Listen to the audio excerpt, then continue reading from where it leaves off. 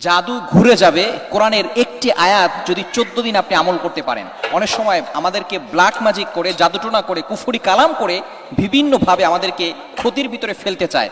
এগুলো কিন্তু দূরের মানুষরা করে না, একেবারে কাছের মানুষ যারা আছে তারাই কিন্তু এই ধরনের বিপদে আমাদেরকে ফেলতে চায়।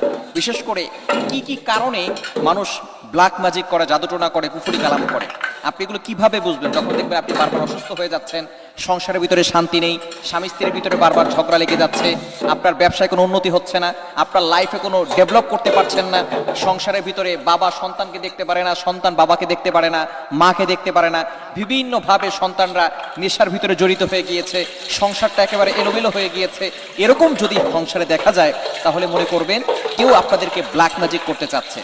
এখন আপনাকে কি আমলগুলো করতে হবে?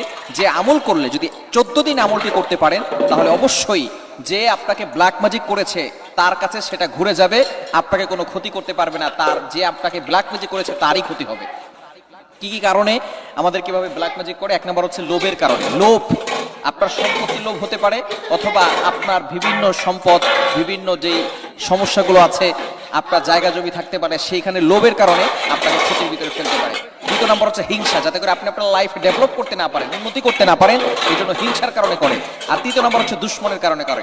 আপনি আপনার দুশ্মন যে আছে, আপনার আপন ভাই, আপনার চাচা, আপনার চাচাতো ভাইরা, এভাবে এরা আপনাকে ক্ষতির ভিতরে ফেলতে পারে। অনেক সময় দেখবেন মেয়ের বিয়ে হচ্ছে না, এরকম হয় কি হয় না?